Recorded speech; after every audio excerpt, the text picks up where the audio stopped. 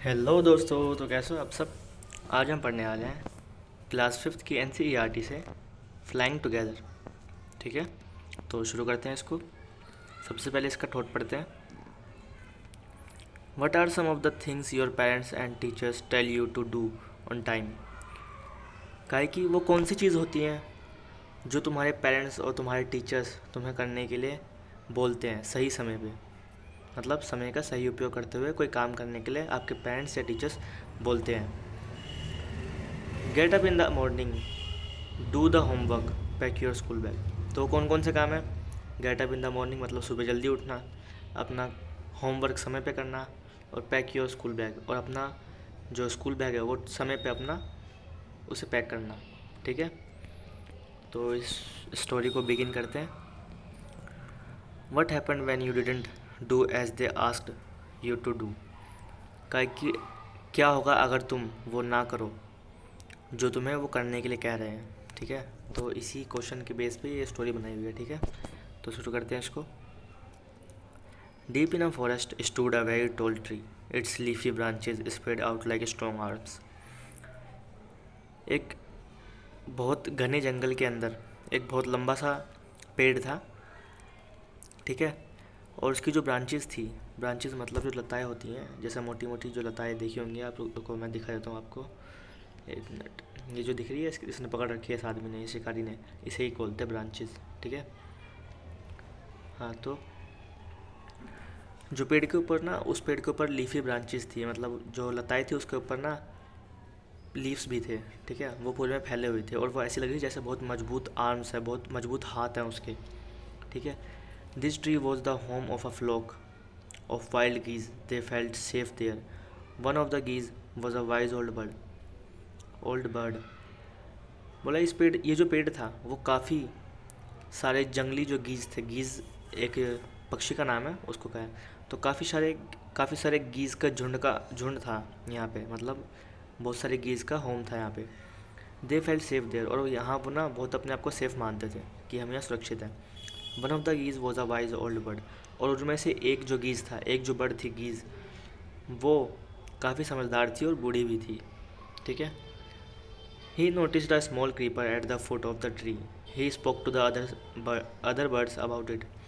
तो उसने ना एक जो क्रीपर मतलब छोटी सी जो लता होती है ना, मतलब ब्रांच की जो स्टार्टिंग होती है, तो वो उग रही थी धीरे धीरे, तो उसको उसने नोटिस किया उस पेड़ के फुट पे, मतलब कि उस पेड़ के बिल्कुल जो रूट वाली जगह होती है वहाँ से निकलते हुए। तो उसने इसके बारे में दूसरी बर्ड से पूछा, दूसरे पक्षियों से भी बोला। Do you see that creeper, he said to them. उसने कहा कि तुम्हें वो क्रीपर दिख रहा है, मतलब वो छोटी सी जो लता निकल रही है, ब्रांच निकल रही है, उसे तुम्हें देखा। ऐसा वो दूसरों से कहता है। लेट अस डिस्ट्रॉय इट, कहते हैं कि उसे डिस्ट्रॉय कर दो, उसे तबाह कर दो, मतलब उसे तोड़ के निकाल दो पेड़ से। Why must we destroy it, asked the geese in surprise. उसके बाद जो दूसरी जो बर्ड्स थी वो उससे क्या पूछती हैं, उस जो दूसरा ओल्ड ओल्ड बर्ड जो होती है उससे क्या बोलते हैं कि हम उसे डिस्ट्रॉय क्यों करें, हम उसे तबाह क्यों करें, वो बहुत छोटी है, it is so small. What harm can it do my friends. कह रहे कि वो हमें क्या, इतनी सी छोटी चीज़ जो है वो हमें क्या नुकसान पहुंचा सकती है। My friends replied the wise old bird. और फिर जो वाइल्ड जो ओल्ड बर्ड होती है, जो बूढ़ी जो बर्ड होती है, वो क्या बोलती है, मेरे दोस्तों सुनो। That little creeper will soon grow, ये जो छोटा सा क्रीपर है, छोटी सी जो ब्रांच है, वो बहुत जल्दी बड़ी हो जाएगी। As it creeps up this tree, it will become thick and strong. और उसके बाद जैसे जैसे ये बढ़ेगी और पेड़ के और लपेटते रहेगी अपने आसपास, तो ये मजबूत और बहुत ज़्यादा मोटी हो जाएगी। But of that ask the geese, what harm can a creeper do us. तो कहा कि तो इसका क्या करें हम। ठीक है, वो जो क्रीपर है, वो जो ब्रांच है, वो हमारा क्या बिगाड़ सकती है, हमें कुछ हार्म नहीं पहुंचा सकती, हमारे साथ कुछ गलत नहीं कर सकती। Don't you see, replied the wise bird. उसके बाद जो वाइज बर्ड थी, जो समझदार बर्ड थी, वो बोलते कि तुम्हें दिख नहीं रहा। With the help of that creeper it will be possible for someone to climb this tree. कहे कि उस क्रीपर की मदद से बहुत आसान होगा किसी के लिए, किसी शिकारी के लिए उस पेड़ पर चढ़ना। अ Hunter can come up and kill us all. और क्या होगा कि अगर कोई हंटर उस पेड़ के ज़रिए उस पेड़ पर चढ़ गया, उस ब्रांच के ज़रिए, तो वो हम सबको मार देगा। हंटर मतलब शिकारी, आपको पता ही होगा। नेक्स्ट पे आते हैं। Well there's no hurry they replied. तो उसके बाद वो क्या बोलता है, वो इसे हल्के में ले लेता है कि चलना छोड़ना क्या जा रहा है, अभी इतनी जल्दी नहीं है, अभी तो वो बहुत छोटा है। The creeper is very small, अभी बहुत छोटा है, अभी बहुत टाइम है उसको बढ़ने में। It would be a pity to destroy it. और बोल रहा है ये तो दया के भाव से हटकर हटकर कोई काम करना होगा, मतलब हम उसको दया नहीं कर रहे, वो छोटा सा क्रीपर है जो ब्रांच है छोटी सी, उस पर दया दिखानी चाहिए हमें। Destroy the keeper while it is still young the old bird advised. लेकिन जो ओल्ड बर्ड था उसने क्या बोला कि जब तक वो जवान है, मतलब जब तक वो छोटा है तब तक ही उसे डिस्ट्रॉय कर दो। Now it is tender and you can cut it easily. बोला अभी वो बहुत कमज़ोर है, ठीक है, और अभी तुम उसे आसानी से, बहुत आसानी से कट कर सकते हो, बहुत आसानी से तोड़ सकते हो। Later it will become hard and you will not be able to cut it. और बाद में क्या होगा, अभी तो वो छोटा सा है जो कमज़ोर है, लेकिन अगर तुम उसे नहीं काटोगे तो बाद में क्या होगा, वो बड़ा हो जाएगा, उसके बाद वो बहुत स्ट्रॉन्ग हो जाएगा, मजबूत हो जाएगा, और उसके बाद हम में से कोई भी उसे काटने के लायक नहीं बचेगा। We will see answer the birds. लेकिन जो दूसरी बर्ड्स थी, उन्होंने क्या थी, वो आलसी थी, उन्होंने कहा कि देख लेंगे, छोड़ो ना अभी तो, और उन्होंने उसको नहीं काटा, छोटे से जो ब्रांच थी उसको। But they did not destroy the keeper, ठीक है। They forgot the wise old bird's advice. और वो जो थे उसकी एडवाइस जो थी वाइज ओल्ड बर्ड की, उसकी एडवाइस को, उस पर कोई ध्यान ही नहीं दिया और उसको भूल गए। एज द क्रीपर ग्रू, और उसके बाद जो क्रीपर था, जो ब्रांच थी, वो बढ़ती गई। It began winding it's way up the tree, और पेड़ के ऊपर चढ़ती गई, उसे उसकी तरफ घूमते हुए उसको जकड़ने लगी। Stronger and stronger it became until it was as strong as a thick rope. उसके बाद वो मजबूत होती गई और मजबूत होती गई। कब तक, जब तक वो एक बहुत मोटी सी और मजबूत रस्सी की तरह नहीं बन गई, मतलब रस्सी जैसी मजबूत हो गई थी वो। One morning when the geese had gone out in search of food a hunter came to the forest. और फिर एक सुबह क्या हुआ कि वो जो गीज थी सारी की सारी, वो खाने की तलाश में बाहर गई हुई थी अपने पेड़ को छोड़ के, और जो हंटर था वो पेड़ पर चढ़ गया, उस जंगल के अंदर जो पेड़ था ना उस पर। So this is where the wild geese live, he said to himself. उसके बाद उसने खुद से क्या कहा, खुद से मतलब बड़बड़ाया अपने आप में कि ओह, तो यहाँ पे रहती हैं वो सारी geese birds. When they come back in the evening I shall catch them. और कह रहे कि जब वो शाम को आएंगी तो मैं उन सबको पकड़ लूँगा।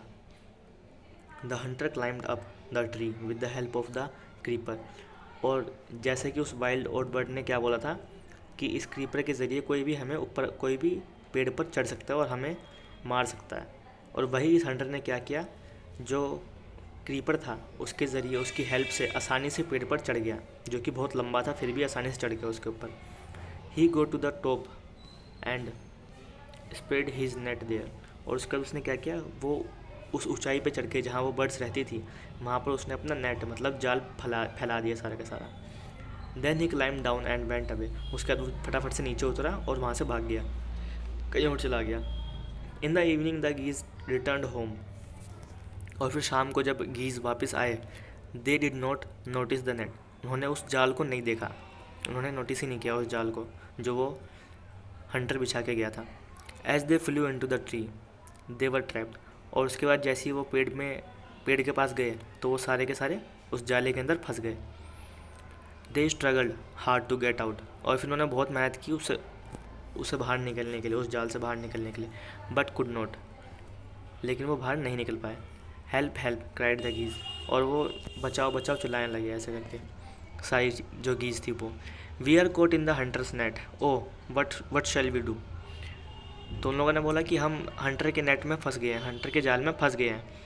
But oh what shall we do don't make a fuss now said the wise old bird. लेकिन उसके बाद जो वाइस ओल्ड बर्ड थी, जो मतलब उस टाइम पर उन्हें चेतावनी दे रही थी, उसने क्या किया, ओ तो हम क्या करें, डोंट मेक अ फुस नाउ। बोल रहे अब चिल्लाने से कोई फ़ायदा नहीं है, क्योंकि जब मैंने तुम्हें कहा था, यहाँ पे अपनी स्टोरी बताता है, long ago I told you to destroy the creeper but you did not. कह रहे कि जब मैंने तुमसे कहा था उस क्रीपर को, उस ब्रांच को डिस्ट्रॉय करने के लिए, तब तो तुमने उसे किया नहीं। अब चिल्लाने से या कुछ भी हरकत करने से क्या क्या होगा। Now see what has happened. और अब देखो क्या हुआ हमारे साथ। मैंने जब तुमसे कहा था तब उस बात को मानते तो ऐसा नहीं होता। Tomorrow morning the Hunter will come back and kill us all.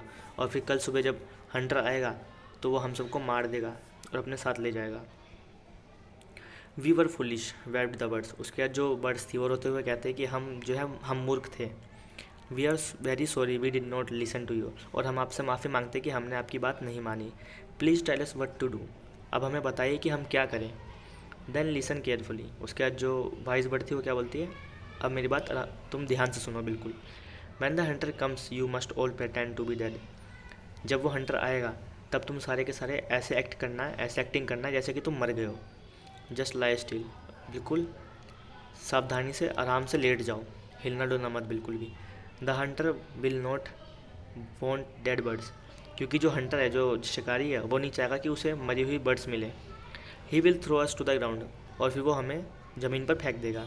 It will then be easy for him to climb down, और उसके बाद जो है वो आराम से पीछे हो जाएगा, मतलब उस जाल से नीचे आ जाएगा, जो पेड़ था ना उस पर से नीचे उतर के आ जाएगा। Collect the dead birds and take them home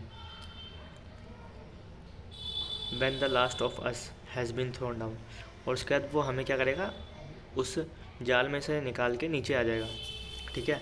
और उसके बाद when the last of us has been thrown down, उसके बाद जो हम में से आखिरी होगा वो जब उस जाले के अंदर से निकाला जाएगा, we must quickly get up and fly away, तो हम क्या करेंगे, मतलब जैसे वो बारी बारी करके सबको निकालेगा ना उसके अंदर से, जाले के अंदर से, क्योंकि उसे तो अपना जाला वापस चाहिए।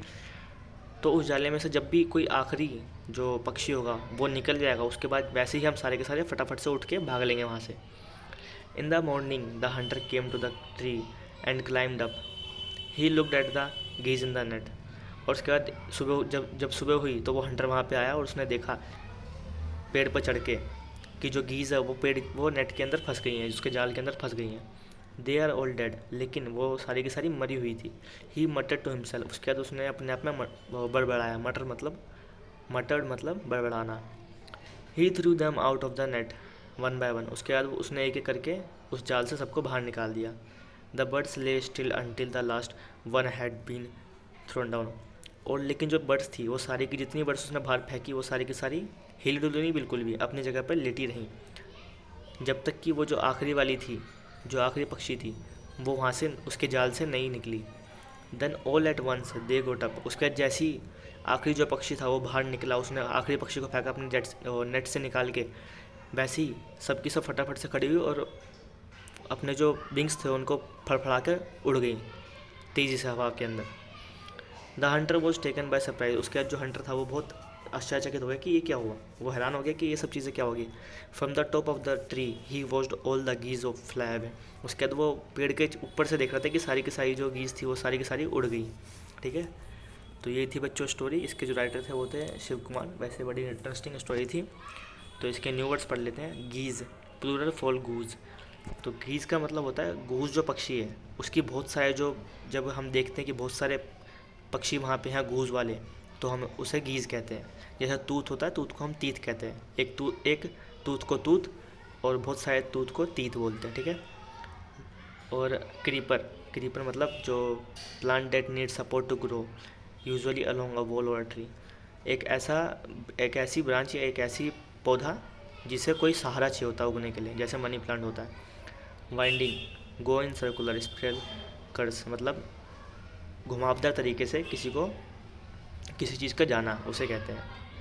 मटर्ड spoken in a low tone, मटर्ड मतलब अपने आप से बड़बड़ाना, वैसे ही बहुत कम स्वर में बोलना। Flapped move wings up and down, मतलब अपने जो पंख हैं उनको ऊपर नीचे करना, उसे कहते हैं फ्लैप्ड। तो उम्मीद है आपको स्टोरी पसंद आई होगी, अगर आ गई है तो लाइक कर दीजिएगा, सब्सक्राइब कर दीजिएगा और अपने दोस्तों के साथ शेयर कर दीजिएगा, ठीक है। तो एंड करते हैं इस वीडियो को।